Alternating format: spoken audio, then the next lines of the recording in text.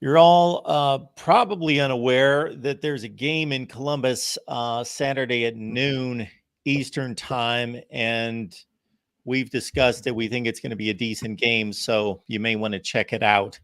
Ohio State and Penn State get together here in the Big Ten, and of course, I'm just kidding, and everybody knows where to be, Fox or in the stadium or at a good tailgate at noon Eastern time on a Saturday. We got Cam here. We got Mike here from Best Damn Media. We appreciate these guys breaking things down for us and hosting our post-game show right here at the Voice of College Football. So if you're watching on the Ohio State channel, that is the place to be right after the ball game is done. If you're watching here on the main channel, we've got an Ohio State channel if you're not aware.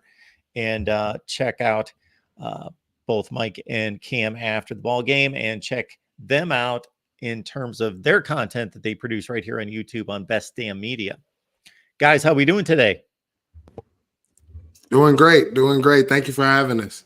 Absolutely. Thanks for dropping by. We can't talk too much about this one. So let's get going on the Ohio State analysis. Mike, I guess I'll start with you in regards to what is your biggest concern going into this one? Biggest concern is which Ryan Day shows up. Oh. I think that's the biggest concern. Ryan Day has told us since the Georgia game that that's what he expects going forward. That's what he wants to see going forward. And we saw how animated he was on the sideline and with the team. And we just saw how much that energy just pumped into the team. We saw a little taste of that in the Purdue game. He was pretty fired up, and in these big games and the language that he has used, you have heard him, saying, oh, this is going to come down to all fourth quarters and stuff. We didn't really hear that in his press conference yesterday, right? So I'm expecting animated Ryan Day. I'm expecting it, but I think that's going to determine the game, because if he's calling the game tight, then he's not going to try to stretch the ball vertically. He's not going to be the Ryan Day offensive guy that we are known and that we like seeing. So that's what I think it's going to come down to. What do you think, Cam? I think that earlier in the season, there was big scares about our offensive line and if we could run a ball and if we're going to be able to protect Kyle. Contrary to popular belief, half our fan base may believe that our line is still bad. I think that they answered a lot of those questions. So about being able to hold their own against a good opponent if we had to seed one, which is this week in Penn State.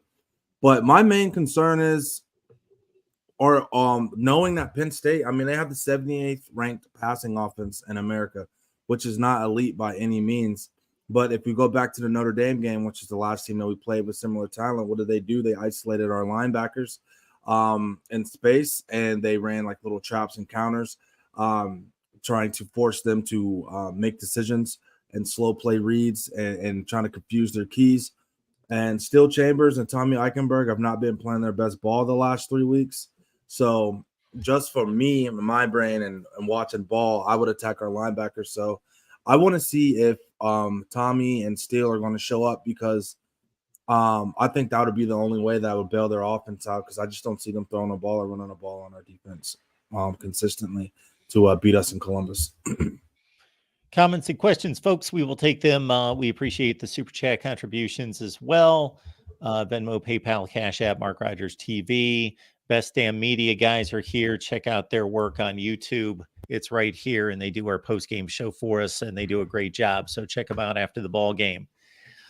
Well, let's go back to the offense. So we'll kind of take this in order. We'll go back to the offense and let offense and go with so Kyle McCord, for me, he's getting better every week. I see things that he is eliminating from his game the previous week that were issues. For example, the pocket presence still isn't great. He's only played 6 games. It's not amazing. Of course, he's not, I'm not going to say he's not a mobile guy, but he's not a threat to the defense by any stretch. He can escape the pocket and make a throw, of course, and buy himself a few more seconds, but he's not going to threaten the defense. So he's somewhere between mobile and just being a strictly pocket passer. And yeah, there have been questions about his ability to navigate the pocket, not climb in the pocket, not be aware enough in the pocket to buy himself another beat or two to then find the opening downfield. But I see that getting better every week. Where do you guys stand on that? No, I think that you are right. You know, there are issues with the pocket presence, but he is getting better. And it looks like Ryan Day, he even talked about it in his press conference. You know, right now, this is where you kind of want your guys at. Someone asked him, hey, where is he, you know, relative to your previous quarterbacks in this week as a first-time starter? Is he on track? And he said yes. So I mean, that's why you're seeing that.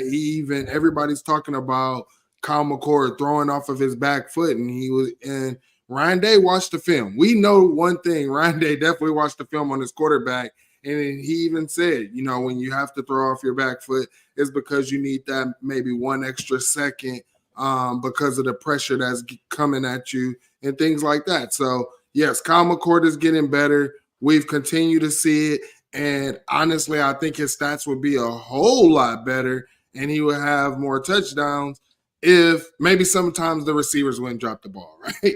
Because no one wants to talk about that because, you know, Ohio State got all these great skilled guys, but they have left them hanging a couple times too. Yeah, that's a great point. I wouldn't really bring up the drops as an issue consistently because I mean that was pretty much an issue that we saw at Purdue, but I don't remember seeing really any drops any other point in the year. But my main concern with Kyle was I just felt like I'm not in love with this release, and on top of that he was a little late on throws. But I think against Purdue he kind of was more on time. I love that back shoulder throw that he threw to Cade Stover that kind of showed that he's starting to trust his guys more than he was earlier in the year.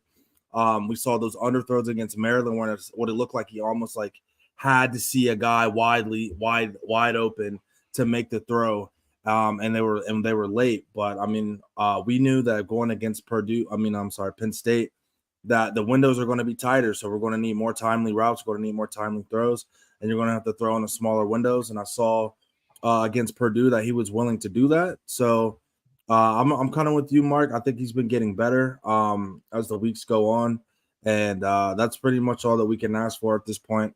But we're going to need some big boy throws coming here and against Penn State, against Ohio State, because they have one of the best secondaries, and arguably the best secondary statistically in the nation right now. So it's good to see. Yeah, the NFL scouts love this Penn State defense. There's no doubt about it. And there's a lot to love there on every level, not just NFL players, but high draft picks, first, second round guys. The thing I'll say about McCord in this last game against Purdue, and there's a lot that I like about the Purdue game, is that he did make the big boy throws where he was trusting his receivers. So you saw more balls that you see consistently on Sunday where balls are just going right up past defensive back shoulders that are turned the wrong way. Those kind of show throws that he was making downfield. So again, Kyle McCord, 16 of 28 doesn't tell the story. There were a few drops, but you make a good point, Cam, because first of all, we're all going to complain about drop passes because if you're like me, it's the easiest thing to relate to, because if you have any athletic skill, you can go out in the backyard and catch like 49 out of 50. But obviously the it's just a world of difference in terms of the level of difficulty and, you know, the pressure and everything that's going on and having on top of guys hitting you. So having headgear on, somebody's hitting you, fighting for the ball, hand fighting all the way down, all those things, trying to track a ball, all those things. So now the thing that I liked in the Purdue game was they obviously tried to address the running issue. And the way they tried to address it is, we know that Ibuka is going to be the wide receiver that they're going to hand the ball to the most in the running game. He just always has been. For whatever reason, Day has picked him as the guy that seems to get those couple jet sweep type plays a game, and maybe at a bad time if you watch the Notre Dame game on fourth down. But anyway, he's that guy. Obviously, he didn't play against Purdue. So they get Xavier Johnson involved, and they get him involved in the running game for the first time. And then they get my guy, Dallin Hayden, who I have not watched the tape to the extent to go along with what I'm hearing about his issues in pass protection. But as just a pure runner, instincts, skill set, power, speed combination, quickness, all of it, I think he's the best back on the team. So where do you guys stand on the running game and trying to generate? At least they tried some things differently in the last game to create a better rushing attack. I gotta let Cam go on this one first. This is funny you said this, Mark, because with my guys at Best Damn Media, I was getting slack in the offseason for me putting Dallin Hayden and Chip as our RB1s over Mayan and Trey. So I've always been high on Dallin. And not to interrupt, I couldn't remember which one of you guys was the Dallin Hayden guy. That was me. Listen, everyone seems to forget the situation that we were in Maryland last year, where we were getting 1.8 yards per carry, and then when we put in a little freshman in there, number 5, named Dallin Hayden, that completely takes the game over. We forget that we had injuries at running back against Georgia, and we had a little freshman named Dallin Hayden that had over 5 yards of carry against that defense. Dallin Hayden has been proven himself, in my eyes, to be up there as RB1 now. I understand Trey is tremendous talent. He has to break away the home run speed. But the little things that Dallin did, especially against Purdue that you pointed out, I haven't seen a running back on our team control the pace behind the line of scrimmage to allow the linemen to climb to the linebackers, to allow the guard to pull around and get to the edge. He's never in a hurry. He's always right on time with how he hits the hole. And I think he does that the best. Now, you bringing up XJ is great. Mark, are you in agreement that do you feel like our offense kind of looked a little different in that 21 personnel, being able to flex out XJ to that wide receiver spot or bringing him inside the backfield or handing the ball off? That seemed like it was opening up a Pandora's box in our offense that I was like, man, Purdue has no clue what to do with XJ and Dallin Hayden in the game at the same time, with both of them being able to come out of the backfield. So, I think Ryan Day's got something with that. I think we saw a little bit of that against Georgia last year with XJ. Whenever XJ's in the game, he makes a play. So I'm all about putting number 0 in the game. Yeah, he just seems to be a baller, a guy that is just going to figure out a way to make a play in a big spot in a big game. He just has that history. And no, you're not going to give him the ball 25 times. But I couldn't figure out after that game whether that was a good thing to do all that for Purdue, to give Penn State more to game plan against and figure out, or if they should have saved that another week and thrown it at Penn State for the first time. Yeah. No, I think he did right. I mean, you're talking about a Penn State team who just had a bye week, then coming off of a bye week, had a game against UMass where they didn't have to really do, they could have played basic and still beat the heck out of UMass, right? So, I mean, I think Ryan Day, what he showed is, because Manny Diaz comments, he said he was going to keep him to himself, but he already felt the way, which tells me he's already been watching film. He's already kind of put something towards game planning. Now you have to sit there and say, hey, does this game plan work, or do I need to adjust? So I think it was a great move by Ryan Day, showing something else as well. Yeah, our guy Cam has been beating his chest since last year about Dallin Hayden. I was of the Mayan Williams and the Chip Trainum. I've been of that camp. Mayan's obviously been hurt majority of this year, but you see when he is healthy and when he did come in, he was able to make some things happen. But the vision that Dallin Hayden has, the way he's able to set up blocks, I just think it's unmatched, and I think what's not being talked about enough is Ryan Day saying this guy has not taken much reps at all. And this is mostly off of mental reps. Just imagine what he could do if he was actually getting the first team reps. Now, everybody wants to talk about Trey being the explosive. Yes, he is. But the thing is I feel like you have to get Trey in space because his vision isn't that well. You can call me old school, Mark. But I don't care about my running back getting all of the explosives when they can average 7 yards a clip or 6 yards a clip. Because then what that tells me also, even in the short yard, I know that this guy is going to be able, and he always falls forward too. So when you need it in the short yards, he's there. I would like to see more of him in the passing game to see what he can do with some DBs in the open field. I do think that that's also a part of his game that he needs to work on. In the second level, I saw him kind of run out of bounds. I want to see him go ahead. Like, if you're a running back against a DB, that should look like food right there. That's a nice snack. Yeah, I go back and forth on the explosives. You can argue either way because one carry can change a game. You could have 20 carries where you're running your head against the wall and not getting anywhere, 2 yards per carry, and that kind of back can rip it off for 60, just like he did against Notre Dame. Where Dallin Hayden would have run that ball, we'll never know because we can't make that comparison. It would be funny and interesting to run a parallel universe and say, okay, we want to see that Dallin Hayden run that same exact play and where he lands. Maybe he runs it for 61 and a TD as well. Maybe he gets caught somewhere, but you can only run so many plays from that. And part of me, so the explosive plays, we know you need explosive plays to win games, especially against the Penn State defense where the likelihood of consistently driving 10 plays for 75 yards is minimized. But at the same time, how many explosive plays do you get, especially in the running game against that kind of defense that's that fast and athletic? I don't know. That is the question.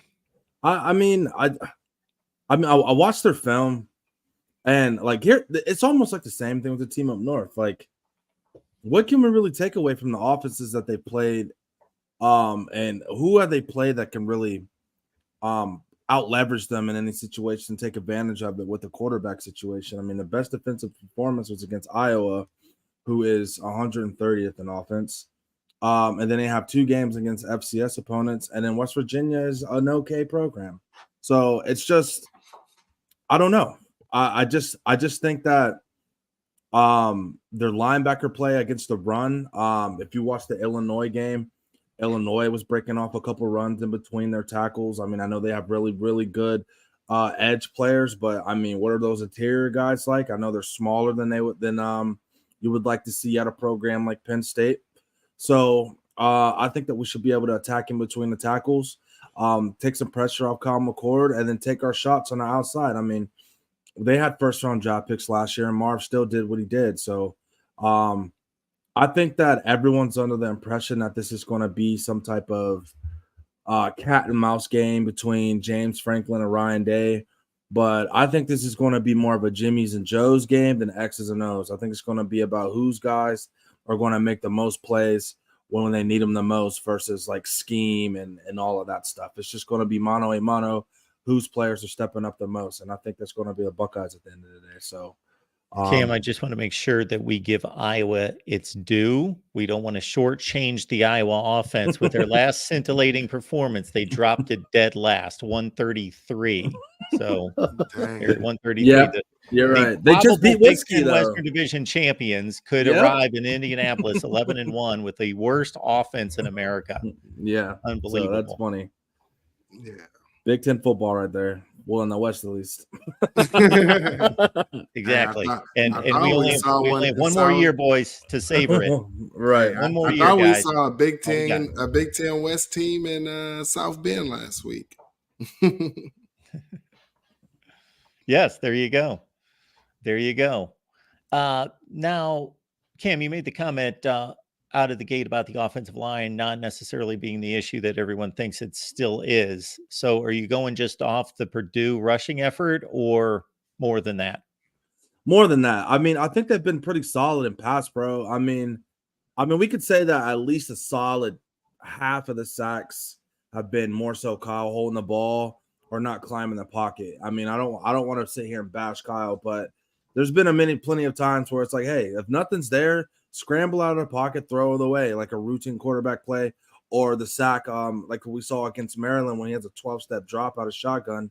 I mean, what is Fryer supposed to do? You know what I mean? He pushes this guy 13 yards upfield, and he still gets sacked. So I think our offensive line issues have been super overblown at this point in the season because, I mean, we saw Notre Dame, which was, mind you, Notre Dame just obliterated a USC offense with Caleb Williams, who's been putting up way more points than us.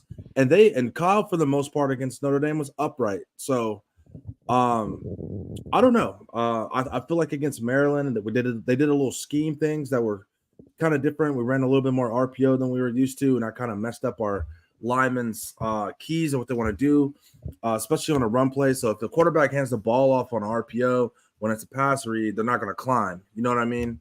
So I just think that there was just a lot of confusion and things going on, and we saw against Purdue when we went to a more traditional run game, power, zone, gap schemes, ran all three. Our linemen seemed to just know what they were doing. They were climbing and they were physical. So I am excited. I'm excited for the matchup, especially between Matt Jones, Hensman, and Donovan Jackson in the interior of that Penn State defense, because I think that's where we can attack them the best in the run game. I think the issues coming from the offensive line just stems from what happened in the offseason and from what we heard in the offseason. What you have to understand about offensive lines is they have to build chemistry. They need to know what their assignment is and know what each other's assignment is. What we also saw was Josh Fryer, him pulling one time and then he didn't block anybody except one of his own guys. One thing that I can say, yes, we can say Purdue isn't that good in the trenches, right? We can say that they're not the best team at stopping the run and things like that. But one thing that I can say is our guys got better at being where they needed to be in the run game. So, I mean, and then what Cam was saying about the pass game, honestly, I have no issue as long as McCourt just doesn't make those simple mistakes of intentional grounding and things like that. I have no issues with our offensive line. Yeah, I don't want to make too much out of the Purdue game either, but from halftime of the Maryland game on, I'm really satisfied with this team. Not perfect by any stretch, but that Purdue game, Purdue's not a good team, but Purdue's also not an awful, atrocious team. Right. They're a decent team. If they played a weaker schedule, they'd get to a bowl game. That's who they are. They're a 5 or 6 win team. Not selling Purdue as any great team, but Purdue is not lost big against anyone. And Ohio State basically, after the first drive of the game, when Purdue hit on a couple plays and then missed the field goal after the Buckeyes drove them back with some negative plays, did absolutely nothing the rest of the first half until the final drive when the field goal kicker clanked one again. But in between, I'm looking at Ohio State's drives thinking everyone's like 75, 80 yards like clockwork, and Devin Brown fumbles in the end zone. They miss a PAT. Otherwise, it's 28-zip at half. And then they continue it into the second half, and Purdue never scores until it means nothing. So they ran the ball for the first time consistently. Again, Purdue, they're not that good, but are they right in that category of the best team that Michigan's played? Yeah. Michigan's best opponent's been, take your pick, Rutgers, Minnesota, Nebraska. I think I saw someone say they get an SP plus strength of schedule boost by playing Michigan State this Saturday. That's how bad their schedule's been. Yeah. Well, there you go. There you go. Yeah. And I argue with Michigan fans on this every day. Their Big Ten schedule, I do not blame Michigan. They play the schedule that's given them, but they are responsible for the non-conference schedule. So us making fun of Michigan's non-conference schedule, you know what? It's Michigan's fault. Exactly. It'd be different if it was just 1 year, but you're talking about 2 years in a row. Years. Like, that's different. Yeah, and the year before they played Washington, who ended up being awful. Now they can't take responsibility for Washington being bad 2 years ago. So I get that. But yeah, the last 2 years, not playing anyone is ridiculous. And we won't go too far on this topic since we want to focus on Penn State. But certainly my last comment there is Ohio State's going to take that beating next year about the schedule non-conference. Here's the big difference. Michigan canceled a non-conference opponent who would have been a non-conference opponent for these 2 seasons, UCLA. Ohio State had to cancel that game. Look what happened. We all saw what happened a few months later. Yes, Washington was coming to the Big Ten. They can't play a conference team out of conference, so it had to be canceled. So there you go. Yep. We got Best Damn Media here, folks. Please check them out right here on YouTube. It's Mike right next to me. It's Cam. These guys do a phenomenal job. They know their stuff. They study the tape. They know the Buckeyes. So please check them out on Best Damn Media. And certainly after the Buckeyes game, we appreciate them taking on post-game chores right here at the Voice of College Football on the Ohio State channel. And we also appreciate our guy Lemansky stopping by. Lemansky with the super chat. Thank you so much for that. Go Hawks. So Lemansky, one of our Iowa fans checking in. Coaching legends call Iowa City home. Don't wish Buckeyes losing a quarterback to injury like the Hawks. Laughter, most of the time, the best medicine.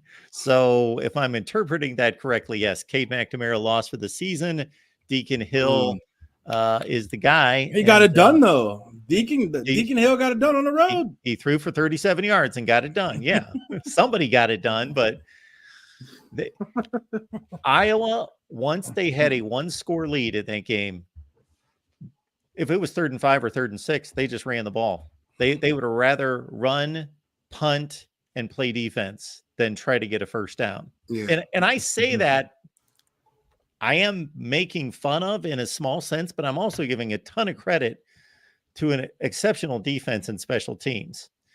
It's the craziest football that we see from coast to coast. Well, that's what I was saying. If Iowa ever gets an offense, like I know that there are some people who think that these newbies just going to come in and just, be up there in the top. But I'm like, I was being forced to change up their offensive coordinator here in this offseason. So they do find a competent offense. That could be a scary team. Yep, they're the epitome of development. Yeah, with that defense, they could be a scary team. Oh, yeah. Especially Xavier Wampa will probably be in his 3rd year next year. Yeah, he's a 5-star, and man, Cooper DeJean. If you don't know about him, folks, one of the most talented, versatile defensive backs in America. So yeah, they're loaded on defense, and not because they recruit a bunch of 5-stars, because then they got a secret sauce there. The 2 things I'll say about Iowa before we get back to Penn State is that is a coaching issue. That is a coordinator issue, because there's no way that they have the worst personnel on offense in America. That's not even close to being the truth. So that is about bad coaching, but it's also about them playing into a style that means that they're not going to take chances. They're risk averse, and they're just going to play into the hands of the special team. So that offensive ranking is kind of produced by the style of play as well, of them just saying, we want to ensure that we're going to win. So we're just going to clamp down and protect the ball and kick. And that's what that is. But Lemansky, we appreciate it. Thank you so much for that. And we will keep it moving. Yeah, unless you guys have anything else on the offense, we'll move to the defense. Folks have been waiting for a long, long time for JT to I have one more thing. I have one more thing about the offense. It just seems to me, I'm not trying to be the guy that, starts trouble, because it's the best thing. The people, they always say that we're negative and we always want to see the younger guys play. Yada, yada, yada. I get it. But that has to be said. I know that we love Julian Fleming, but Brandon Ennis and Cardinal Tate plays a quarter of the snaps and just pops off the screen immediately. That's it. That's the tweet. I was just going to say, I'm like, these young kids come in the game and boom, immediately 35-yard catch down the seam. An exact same position as Fleming. I don't understand.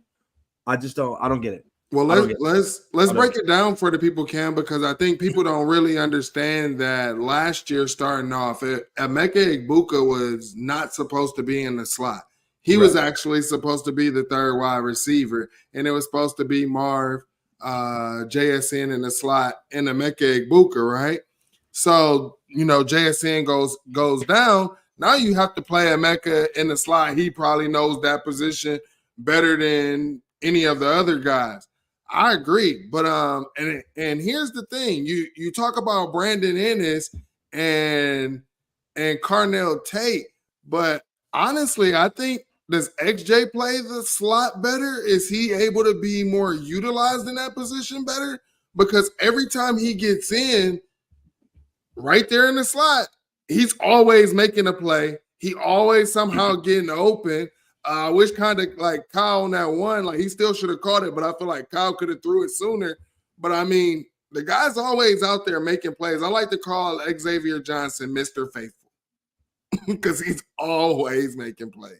Yeah, I mean, I was just throwing it out there. I mean, I think those young kids need more reps because I mean, every time they get in a game, they make plays. So, okay, I'm going to throw out two theories, and I'm not accusing anyone of anything. So, folks, I'm just throwing this out there, and I rarely do this because I never accuse anyone of anything unless there's some evidence, and there's really no evidence to this. But it's almost like the running back position. Could you imagine this? That they've got a pecking order of guys. Travion Henderson, Mayan Williams, Chip Tranum, Dallin Hayden. Well, I guess Evan Pryor's back in line as well at the end of the line. And to sell recruits that we know we're loaded in the running back room. We know we're loaded in the wide receiver room. And if you sit for a year or get very few reps, you are going to play, rather than showing them that, hey, if we signed another high 4-star, 5-star in the same class, or the year behind you, they could leap you in line. I don't know. I don't even think that that's the issue, because you can still let these guys start, but where's the rotation? I mean, it's just, especially with the wide receiver position, because, under Urban Meyer and Zach Smith, we were rotating 6 guys, right? You just seen a plethora of guys rotating through it, and we were fresh at wide receiver. We heard last year about the wide receivers getting dead legs and things like that. And then this offseason, Brian Hartline said he believes he has 6, maybe 7 guys he can rotate in, right? Where's that? I don't even think you have to completely just take the starter position away from these guys, but you can at least let the young guys rotate in and get meaningful minutes instead of getting in at the end of the game. I'm more of a Nick Saban, Kirby Smart type of mindset when it comes to personnel. I'm extremely results oriented. If you're in year 4 and you're not auxiliary and you're not displaying elite play and we're not getting elite production out of you, I'm putting in this 5-star sophomore or freshman, and I'm getting those 3 years out of him, the development. So when he's at your age, when he's at your position, he's going to be better. I'm not in the game of catering to seniority, of saying, oh, guys have been here, they've worked hard, that they should be playing. If there's an 18-year-old that comes on campus and he's the best, I'm playing him. So I think that needs to be the mentality at OSU moving forward. If we're going to recruit 5 stars, it's a double-edged sword. It's like, hey, you can get your spot taken, but you can also play. So may the best play. And another thing, like as a person that's played football before, your locker room will never, ever suffer from playing the best player. Yeah. It will suffer from you having a kid on the sideline looking at this 5th-year senior like you are a dinosaur and I'm better than you, and the guy behind me is better. So I feel like that is an issue that we don't want to teeter-tot at Ohio State with Ryan Day having to have these talks with kids like, why am I not playing? Like Dallin Hayden, for instance. Like Dallin probably has everything in the world. I'm a sophomore. Why am I playing? Chip went in the game, same exact offensive line, same exact scheme. You averaged 4 yards a carry. I came in, I averaged almost 8, but I'm going to sit on the bench against Penn State. Why? That's like, would Caleb Downs even rotate at Ohio State? Like, would he even rotate in at Ohio State? Alabama had a defensive back problem. They said we're getting a 5-star kid. You're going to play, and that's what it is. And they improved. So Yeah, I'm more he on may that line. But you're right, Mark. It's a fine line between, taking care of the older guys that put the time in and playing the best players. But I'm always leaning towards playing the best. Always. Well, absolutely. You have to play, we're talking big boy football. We're talking, this is the top of the rung. This is for championships. And hey, if you want to go there, we're even talking about there's money on the line now more so than before for the Right. players than there wasn't before, at least on the surface over the table. So it's as competitive as it gets. And Cam, what you brought up, I've experienced, I've watched, I've seen both as a parent but more so as a guy that played some sports competitively. And I'm not talking about at a high level, but Right. Anywhere from junior high through high school, that really hurts team morale when there's talk about why is he out there. It's obvious to everyone that he's not the guy. He's better, whoever's better, whether you're talking about, regardless of the position or the sport, no doubt about that. Yeah. Yep.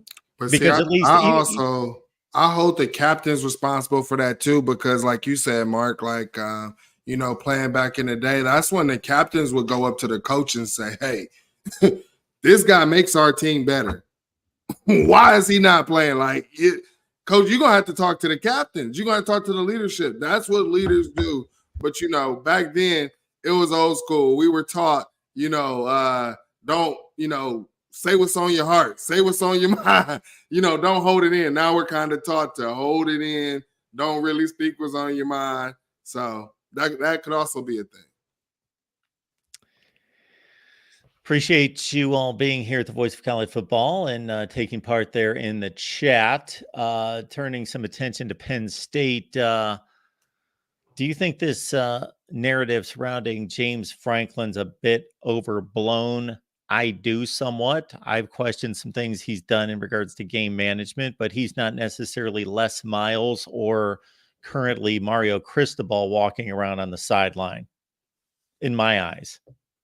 I think that James Franklin gets too much hate. I don't think that he gets enough respect because when he first got there, they were on sanctions. And I mean, I know that hurt them in the trenches and things like that, but he also had to rebuild that program in recruiting, rebuilt that program in the image in what it was.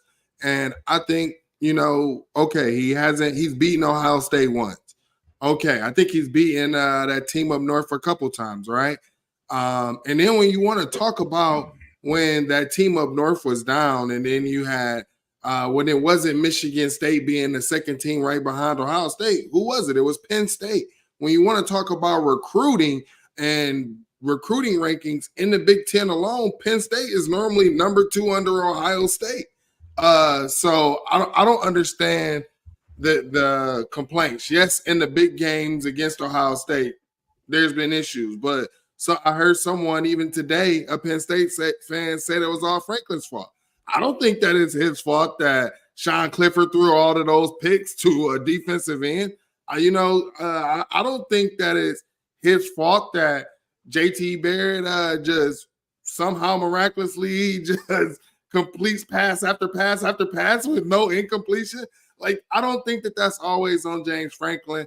And going down there the past couple years, beating the SEC team in Auburn, going to the Rose Bowl 10-2, the only 2 teams that you lost to made it to the playoffs. And I think that, some people saying that this could be the end of James Franklin's job or his job should be on the line. Are you crazy with the 12-team playoffs and you're right back in that thing? You're in it. So I think that it's overblown. Oh man, I've had this conversation a lot about James Franklin. I mean, James Franklin and Jim Harbaugh were kind of hand in hand as coaches in the Big Ten before Jim Harbaugh just ripped off these 2 wins. I mean, think about it. In 17 and 18, we won 39-38, 27-26. That 100% could have went the opposite way and we lose 2 games in a row to Penn State, and then what is the narrative? You know what I'm saying? So, I mean, James Franklin has been competitive with Ohio State, and we've had a substantial talent advantage over them as far as per capita blue chip ratio, quarterback play, all of that. And he's found a way to make his teams be competitive through defense and a run game to compete with us. So I don't know, but that fan base is impatient. I think the emergence of Team Up North coming into fruition the way they have without dominating recruiting, without having Heisman's and all this crazy stuff, and they've been able to take it to us 2 years in a row, and they're looking at James Franklin like, wait a minute. Ohio State's been kicking their ass for 20 years, and they're back on top before us. Now time's ticking. Now they're looking at the clock, and now they're looking like, hey, if Michigan can do it, we better be doing it ASAP. And I think the heat's on them for that reason alone.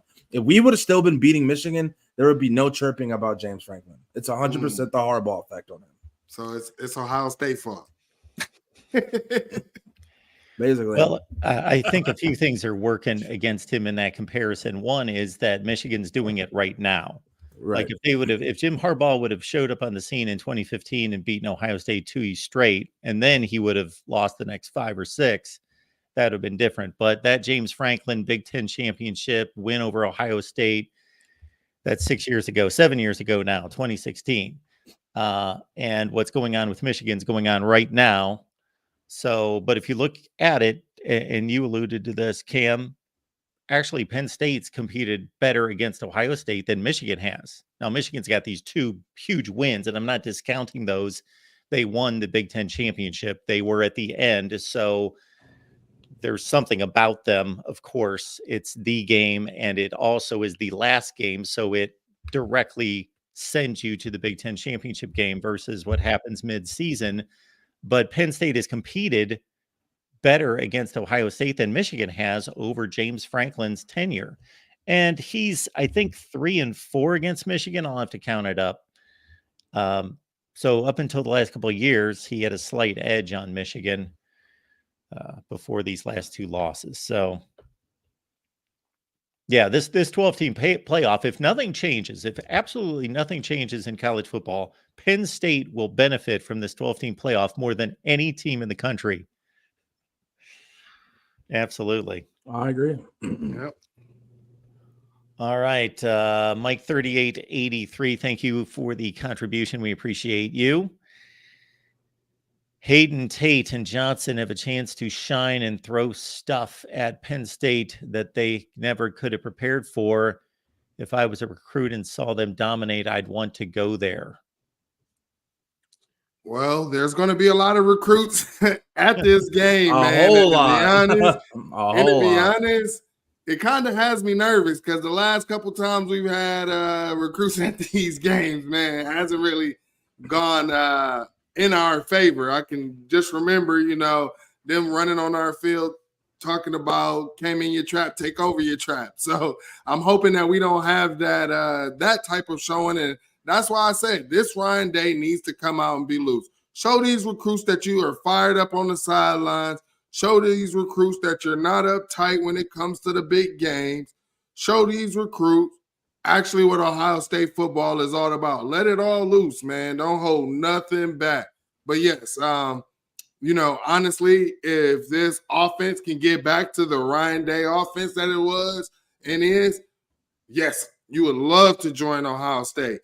The defense, what the defense is doing and seeing it get better under Jim Knowles. I don't understand how you can say no to this defense, what the secondary is doing, how they're improving, what Tim Walton has done in the cornerback room, getting these cornerbacks together, what Perry Eliano has done with the safety room.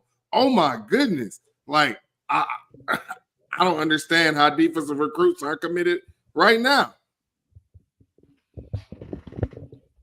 So just to set the record straight, James Franklin lost his first 3 games against Michigan, and he is now 3-6 6 against Michigan. He's 3-3 the last 6 years. But again, to my point, Penn State has played better against Ohio State than Michigan has for the entire tenure of games. So where do you guys stand on that? It seems pretty obvious where Mike stands in terms of the defensive improvement, whether it's real or, of course, Saturday is going to be, and then the last weekend in November are going to be the games to give it the final stamp of approval. I think our defense is definitely improved. It's definitely real. I mean, think about it. We were a national championship away from just like if we just had the ability to not give up 2 80-yard bombs a game. Like the game against Georgia. Like last year, it was just the impending doom of like we know we're going to give up 2 long plays and they're going to get 2 cheap touchdowns, or they're going to get cheap field position. Somebody's going to fall, or someone's going to get cooked for a touchdown. Like we just knew that every single game. And we went up by 14 twice against Georgia. And it was just like, we both knew like, man, okay, here we go. Boom. Right on Tanner McAllister. Boom. Right down the middle. And it was just like clockwork with that defense last year. This year, it's like, I'm willing to put the game on the line with the defense more so than the offense. Like I'd rather be a situation. Granted, Kyle did it with Notre Dame, but if you gave me an option, said, "Hey, game's on the line, we need a stop or we need a touchdown," I'm going with the defense right now. So that is speaking great things about them in comparison of knowing what a Ryan Day offense is capable of with the Marv, with the track record that we have at Ohio State. And with the recent history that we've had on defense, for me to say that I trust my defense more than offense in a clutch situation, especially against a team like Penn State, I would say that is very, very, very due for flowers for Jim Knowles, Perry Liano the most, Tim Walton, and what they've been able to do in year 2. Because what did everybody say about Jim? They said, hey, year 2 is the year where we see guys settle in and do and be better. And we scoffed at that, like, oh, whatever. Like we gave up 40 or 50 the last 3 games last year against whatever. And then this year 2, look at us. So they deserve their flowers. Honestly, I think our defense is for real. I think it's improved. And I don't think that Penn State has the personnel to really take advantage of our defense the way they did. Because, Mark, honestly, I don't want to get you into a pickle comparison and things like that, but what do you see from Notre Dame's offense that that Penn State like really does that much better, especially in the passing game? Well, nothing. That's what I'm saying. Yeah, and that was week 2. That was week there. So I'm like, look at how we performed against them. I would say really the only thing the Notre Dame offense has that Penn State doesn't is an experienced quarterback. Now, if you can be a young quarterback and you can show that you can deliver like guys have certainly in college football recently, and we see it more and more, guys like Trevor Lawrence, Bryce Young, etc., step in immediately and be that kind of player. And Drew Aller, his testing games are in front of him, so we shall see. But other than that, and knowing Sam Hartman's played 50-some games in college football, man, I look at those 2 teams and I see very similar teams because I think that Penn State has less explosiveness on the outside than they have maybe in the entire James Franklin era. Now, I may get burned on Saturday and they may show up. I'm not saying they don't have any talented wide receiver, but I don't think they have quite the players that they've had. Chris Godwin, Jahan Dotson, we could go through all of them. And again, I think they're nice players. I'm not cutting on them, but I don't think that they have those guys. And Nick Singleton and Katron Allen are really good running backs, but as it stands right now, they haven't created explosive plays either. At the running back, they're not running the ball that well for a Penn State offensive line was supposed to be James Franklin's best. That's a great point, Mark. Because like, what's everybody been saying about us, right? It's just because here's the thing: we're damned if we do, damned if we don't. Everyone's expecting us to put up 50 a game. We don't do it. We suck. But no one's paying attention that Penn State's having the same type of run issues still as we speak, running the ball. that they were supposed to have this two-headed monster, and the Big Ten was supposed to take over the conference, and that hasn't happened. We've had a better run game than them. So take over the country. But we're the ones with offensive line problems. It's crazy to me. But go ahead. Yeah. No, I agree. But when you talk about this defense being better, look at where they're better at. I think that we're better. We have 2 D tackles that I promise you are going to be drafted. They're going to be drafted.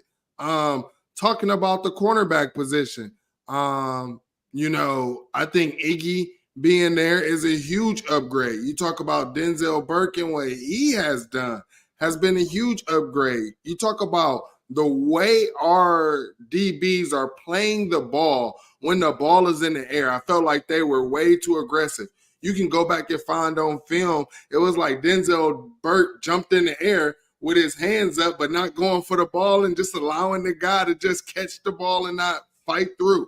Even when these wide receivers have one on Iggy, one on any of our DBs, right?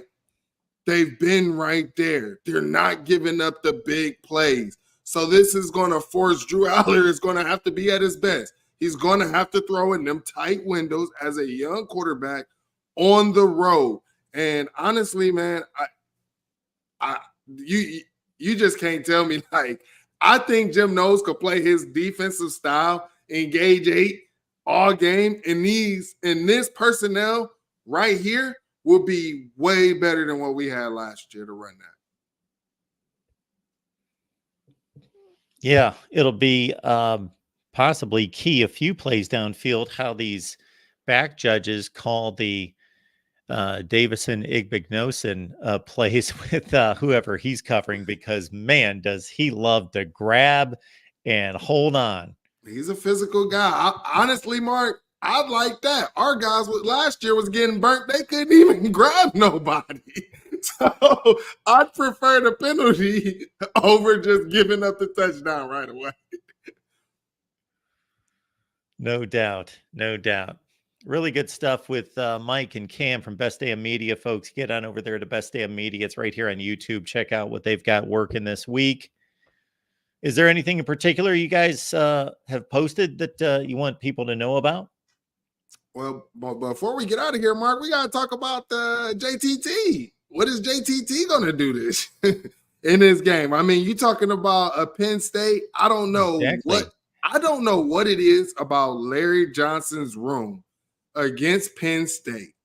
But you're talking about going all the way back to 2014, Joey Bosa throwing the running back into Christian Hackenberg. You're talking about Sam Hubbard coming up with a play tackle and Christian McSorley and Saquon Barkley. Saquon in the backfield. And then the game that JTT had, like, these defensive line come up for Larry Johnson every time. So I kind of wanted to ask you all, who do you think it'll be JTT again?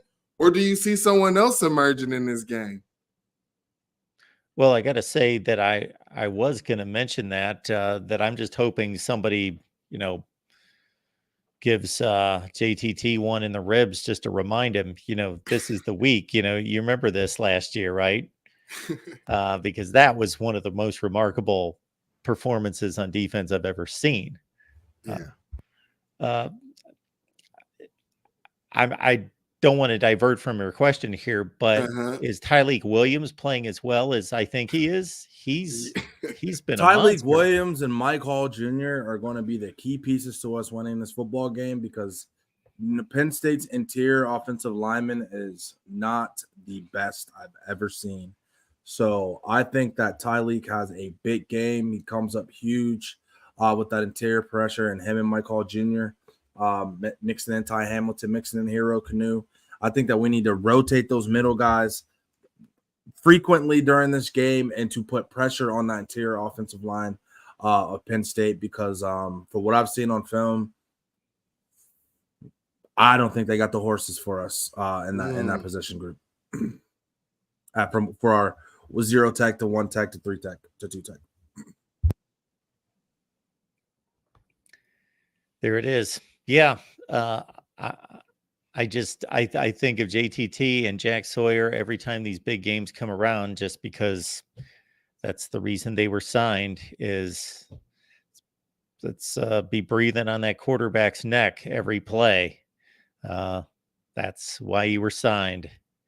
Show up in the big games and put pressure on the quarterback and impact him most plays.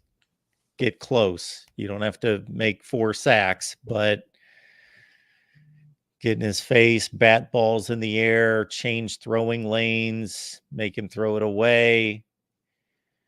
In this day and age, it's a little tough to do, but hit him after he releases, all those things, Yeah. You used to get a step and a half. I don't see that anymore. Yeah. But make him very uncomfortable. Definitely gonna have to in this game. And I saw in the comment someone was saying JTT's PFF grade is below average.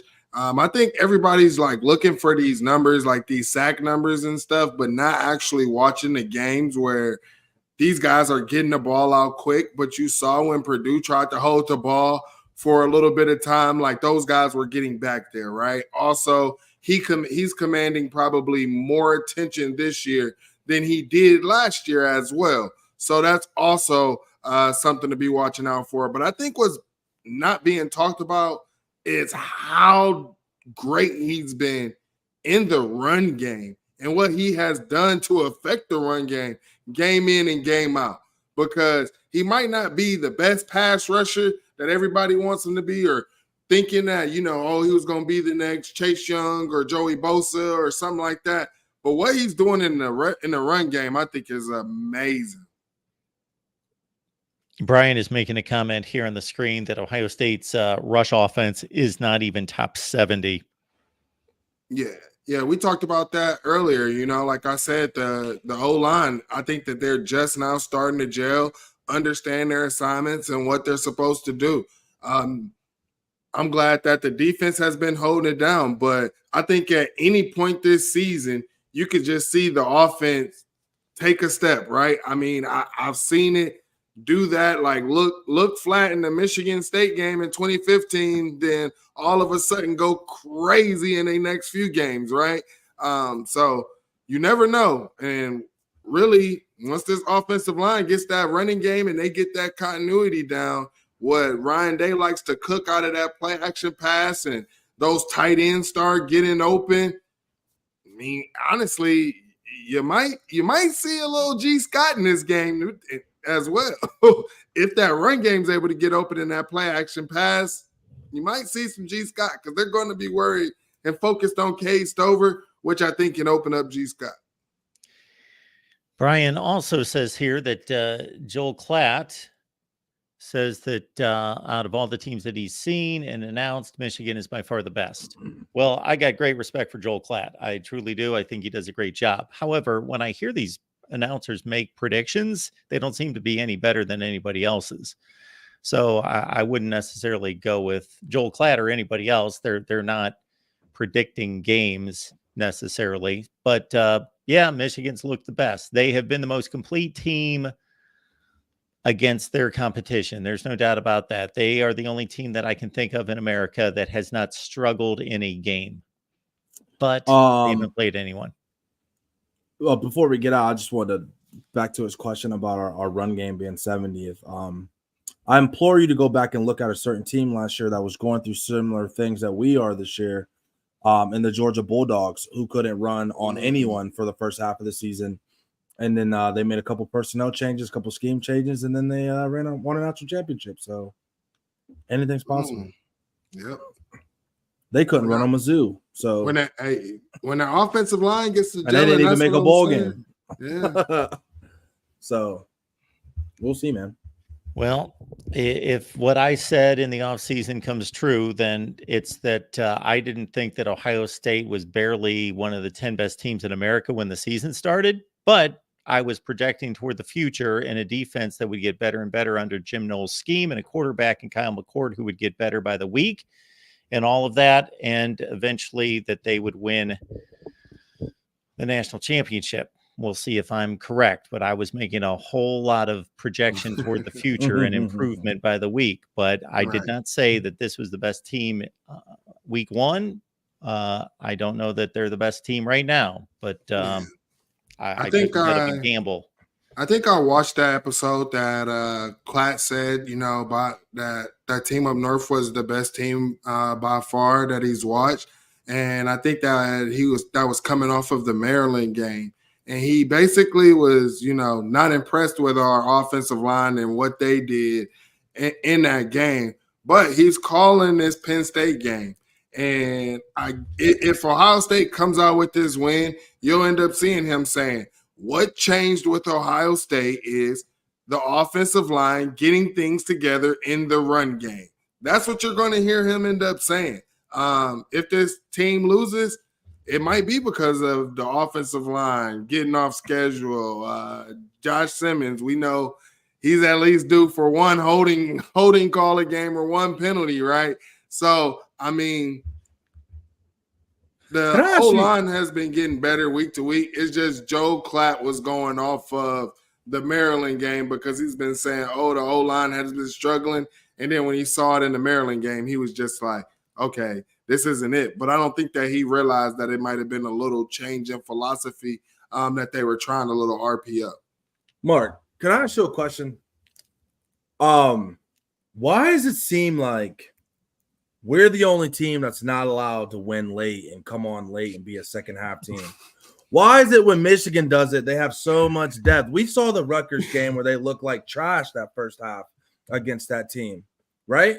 So we didn't look good against Maryland, but we came out late and we covered the spread that they gave us, which was 17. We covered the spread late.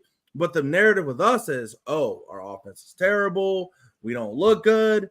But what do we get? We got a pick six from Josh Proctor that sparked the game.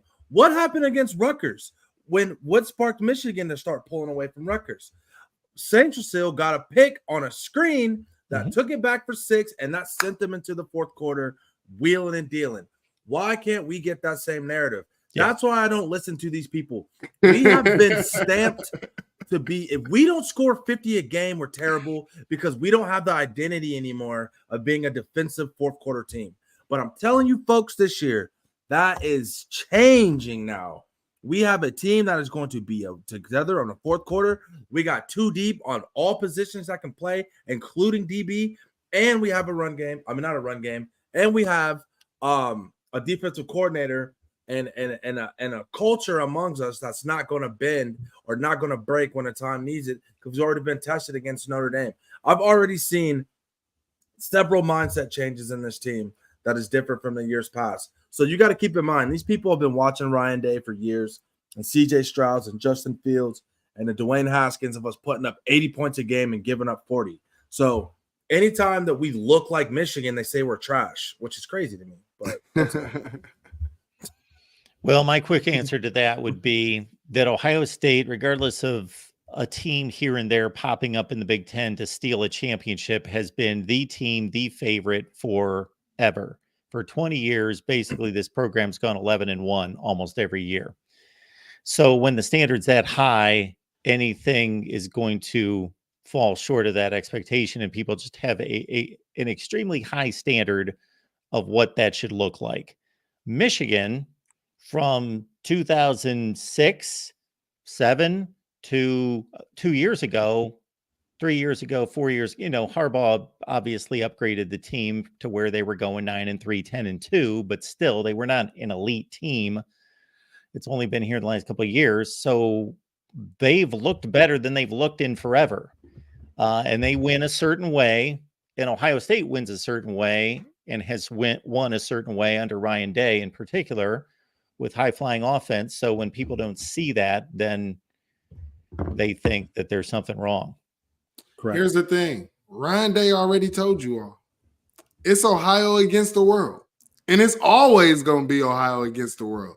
Cam, we've seen conferences team up just to talk about Ohio State and talk bad about them. You know what I'm saying? A lot of these programs really do not like Ohio State because their program has went through years and years of turmoil. But one thing that they have always seen is the Buckeyes still always at the top, right? So I just think that it's that, man. I mean, people, when you one of the top programs and you one of the best, people love to hate you. And one thing that they love to see is you lose. even if it's one game. I don't think there's any question about that. Brian is letting us know that Ohio State has one first half touchdown against the Power 5 not named Purdue, which you'd have to include Purdue because they are in the Power 5. So anyway, they've only played a couple teams not. So yes, Indiana. I saw Michigan fans this past week comparing their game against Indiana versus Ohio State's game against Indiana. And if you're doing things like that, then you really haven't watched much football. Oh, yeah. And if you're going to isolate things, that was Kyle McCord's first start ever. If you watch the game, you understand how Ohio State played it. I could also say if you watch the first 10 minutes or more of the Indiana-Michigan game, you would have thought Indiana was Michigan and Michigan was Indiana. They had 140-yard to 0 total offense advantage and should have been up 14-0. Obviously, they got killed after that. But there you go. Yeah. All right, folks. Appreciate you all being here at the Voice of College Football and appreciate these two. We got Mike, we got Cam, Best Damn Media. Check it out right here on YouTube and the post-game shows on the Ohio State channel. So you may be on the Ohio State channel or we're simulcasting on the main channel. So on the Buckeyes channel, we have it here at the Voice of College Football. Catch these two right after the game. Guys, thank you so much for the insight and for breaking things down for us. Always appreciate you guys stopping by. Thank you. Us. Absolutely. I will just stay on here for one more minute just to remind everyone that we've got a Florida State show coming up at 6 p.m. Eastern time. So 6 p.m. Eastern time. Let's see. I get it cranked up in 18 minutes over on the Florida State channel. And then directly after, we've got the Miami show with Cam Underwood from State of the U. That is on the Miami channel. So you still have a couple more hours of college football conversation with us. Again, 6 o'clock Florida State live, 7 o'clock Miami live. We will continue to break this one down, Ohio State, Penn State throughout the week. And if you want to go to the game and still want to take a shot at it, or any game this week or next week or throughout the season, if you want to look ahead in the schedule, grab Ticket Smarter. So Ticket Smarter is the best in the secondary ticket market. Go to the app, ticketsmarter.com. Leave the promo code BIG or BIG20 to get $20 off of a purchase of at least $300 or BIG $10 off of a purchase of at least $100. Once again, our promo code here at the Voice of College Football, BIG or BIG20 at ticketsmarter.com. Safe and secure, best secondary ticket outlet out there on the secondary ticket market. Think smarter, ticket smarter. All right, folks, appreciate you being here. Anything else out of any of you? And let me make this straight before we read Brian's final comment. No, that's we already caught that one. Very good, very good. So we are caught up. So my thoughts to summarize on this game would be that this is Penn State's best shot to beat Ohio State since probably 2017. And of course, 2018, they went right down to the wire. Every year since then has almost looked like a carbon copy. Penn State's been good enough to compete. They're right there. It's a close game. It's a fairly close game, but Ohio State proves to be 2 scores better. 2017, 18 after the 2016 win was obviously Penn State probably playing overall a better game, but losing control in the last 5 minutes of the game and blowing a lead.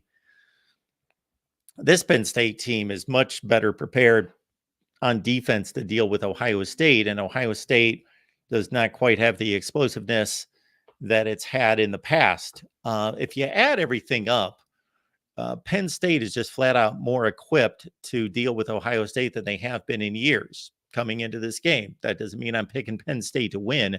I just think that they are a bigger threat in this game than they have been in a long time. It should be an amazing game. NFL players all over the place on both sides of the ball. And anyone who knows or believes they know who's going to win this game is either crazy or they're most likely just lying to you because none of us know. None of us know for sure who's going to win this game. I do think that a lot of people are leaning Penn State. Of course, the odds makers are leaning Ohio State. Last I saw, 4.5 points for the Buckeyes. But I think a lot of analysts really like what Penn State is showing this year, and they're concerned with Ohio State's offensive line, and it was corrected to an extent against Purdue, but that was Purdue, and that was 1 week. So both teams are going to see by far, well, correct that. Penn State is going to see by far the best team that they've seen. Ohio State already saw this in Notre Dame in many respects. Is Penn State better than Notre Dame? Probably. That's not definite. They're certainly in the same ballpark. So Ohio State has seen this. Now you can take the interpretation away from that game is that Ohio State won the game, and they won it on the road, not at home, but they also probably should have lost the game. So it is an interesting battle, no doubt. I have read some anonymous comments from assistant coaches that have played both teams, and you get to see some real harsh analysis of these teams.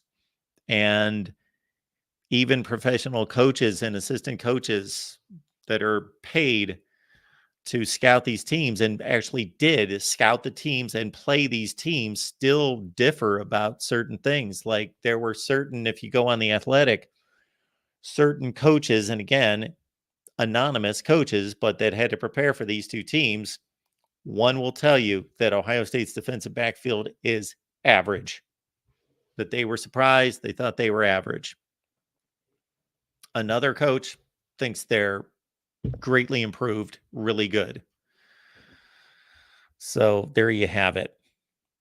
We will, of course, have our selection on Patreon. Maybe we'll make a detour this week. We'll make a slight exception for this game. Maybe we'll start to do that each and every week, start to make some predictions out here for everyone, and then direct everyone toward either a YouTube membership or the Patreon membership, and you get all my picks. Didn't have a good week last week. I'll let you know when I don't have a good week. I'm not nailing every prediction for sure. Not an odds maker or handicapper. Just make my selections, which are pretty darn good, usually about 60% against the spread. Mozart, agree with that, Mark. Notre Dame probably should have won, but it also let us see a glimpse of what Ohio State can do. The win-loss result was not the most important thing to me. Yeah, we saw a quarterback grow up in the final 4 minutes of the game, for one thing.